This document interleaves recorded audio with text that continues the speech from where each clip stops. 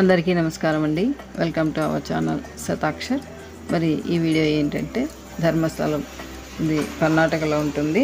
So Dharmasthala Shri Manjunatha స్వామిని దర్శించుకోవడానికి వచ్చాము మేము. సో ఇలా దేవుడి దర్శనము ముందు రోజు ఈవినింగే దర్శనం చేసుకున్నాము. నెక్స్ట్ డే మార్నింగ్ మేము మ్యూజియంకి వెళ్తూ ఉన్నాము.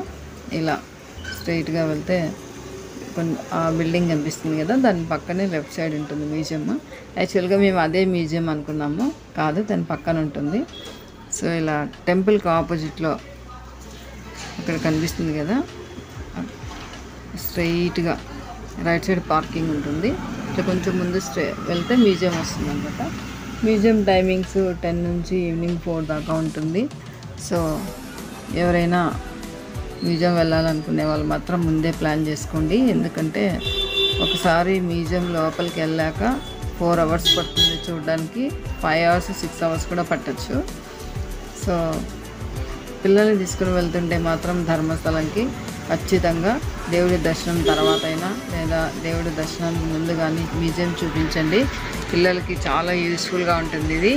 ఎందుకంటే పూర్వము ఎలాంటి వస్తువులు ఉపయోగించారు ఏంటి అన్నీ చాలా ఉన్నాయన్నమాట. ఇన్ఫర్మేషన్ అయితే చాలా ఉంది, పిల్లలకి చాలా యూస్ఫుల్గా ఉంటుంది. సో ధర్మస్థలం వెళ్ళిన వాళ్ళు ఖచ్చితంగా మ్యూజియం చూడండి, మంజూషా మ్యూజియం.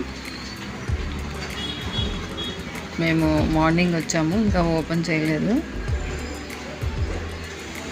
మేము 10కి లోపలికి వెళ్ళాము. 10 నుంచి 1-2 o'clock అయింది బయటికి రావడానికి. 4 hours పట్టింది మాకు. చూస్తూ ఉంటే ఇంకా చూడాలనిపిస్తుంటుంది అనమాట. చాలా బాగుంది మ్యూజియం. సో మేము మళ్ళీ ఇప్పుడు రిటర్న్ వెళ్తున్నాము. మళ్ళీ టెంపుల్ ముందుకు వెళ్తున్నాము. ఎందుకంటే టెంపుల్ నుంచి బయటకు వస్తున్నప్పుడు లెఫ్ట్ సైడ్ లేదా టెంపుల్కి వెళ్తున్నప్పుడు రైట్ సైడ్ అక్వేరియం ఉందన్నమాట, ఫిష్ అక్వేరియం. అది చూద్దామని వెళ్తున్నాము. సో ఇంకొకటి ఇక్కడ కనిపిస్తుంది కదా క్లాక్, HMT. ఇది చాలా పాతకాలంది. ధర్మస్థలం అంటే ఆ క్లాక్ ఫోటోలో ఖచ్చితంగా ఉంటుంది అది. సో చూడండి మీరు కూడా, అది HMT. అది ఎప్పటి నుంచో ఉందనుకుంటాను. ధర్మస్థలంలో ఈ గుడి ముందు ఫోటో ఉన్నప్పుడు ఖచ్చితంగా క్లాక్ కూడా ఫోటోలో ఉంటుందన్నమాట. సో ఇలా ముందుకు వెళ్తున్నాము. ఈ గుడికి ముందు ఇది కొంచెం రైట్ సైడ్ ఇక్కడ అక్వేరియం ఉంది, ఫిష్ అక్వేరియం. చాలా బాగుంది అది కూడా ఒకసారి చూద్దామని వెళ్తున్నాము. అంటే ధర్మస్థలంలో చూడవలసినవంటే గుడి, ఇంకా ఈ ఫిష్ అక్వేరియం, మ్యూజియం, ఇంకా కార్ల మ్యూజియం కూడా ఒకటి ఉంది. కార్లు అప్పటి ఫస్ట్ నుంచి ఏ కార్లు ఉన్నాయో అన్నీ అందులో పెట్టారో అవి కూడా చూడొచ్చు. ఇంకా ఇలా వెళ్తున్నాము. ఇంకా బాహుబలి విగ్రహం అని కూడా ఒకటి ఉంది, అది కూడా చూడాలి. మెయిన్ ఈ 4 అన్నమాట.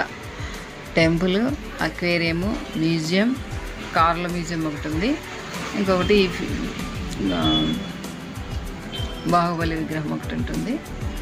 ఇంతకుముందు బాహుబలి విగ్రహం దగ్గరికి నడుచుకుంటూ వెళ్ళే వాళ్ళము. ఇప్పుడు మాత్రము వెహికల్స్ కూడా అక్కడికి వెళ్తూ ఉన్నాయి. అలాంటి ఫెసిలిటీ కూడా ఉంది. అంతకుముందు 200 మెట్లు ఉంటాయి, అవి ఎక్కి వెళ్ళాలంటే కష్టమని వెళ్ళడం మానేసేవాళ్ళు. కానీ ఇప్పుడు అక్కడికి వేరే రూట్ కూడా పెట్టారు, పక్కనే పెట్టారు అనమాట వెహికల్ రూటు.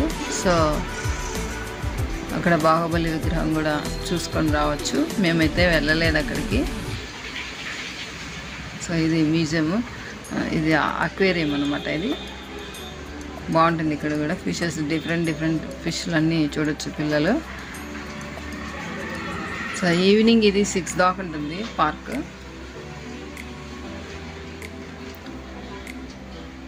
సో ఇక్కడ కూడా ఫిషెస్ ఉన్నాయి బయట కూడా, అది కూడా చూద్దామని వెళ్ళి చూసాము. చాలా కలర్ఫుల్గా ఉంటాయి ఫిష్లు, పెద్ద ఫిషెస్ ఉన్నాయి అక్కడ గార్డెన్లో. సో ఇది లోపల చిన్నదనమాట అక్వేరియం, కానీ అందరూ వెళ్తూ ఉంటారు, అలా చూసి వస్తూ ఉంటారనమాట. బాగుంది, చూడడానికి కూడా చాలా బాగుంది. సో పార్క్ కూడా చాలా బ్యూటిఫుల్గా ఉంది. సో మళ్ళీ మేము ఇప్పుడు రిటర్న్ వచ్చాము బయటికి. సో ఇక్కడ ఈ రూమ్స్ ఉన్నాయి కదా, ఈ రూమ్స్ దగ్గర నుంచి ఇట్లా వెళ్తూ ఉన్నాము. అక్కడ అవి 100 rupees రెంట్ రూమ్స్ అవి. అక్కడ నుంచి మేము ఇలా వెళ్తూ ఉన్నాము. ఇక్కడికి ఎందుకు వెళ్తున్నాం అంటే ఇది కార్ల మ్యూజియం అన్నట్టు. ఇక్కడ ఒక ప్లేన్ ఉంటుంది, దీని ఆపోజిట్ ఇదే అనమాట కార్లో మ్యూజియము. ఇది కూడా తప్పనిసరిగా చూడండి.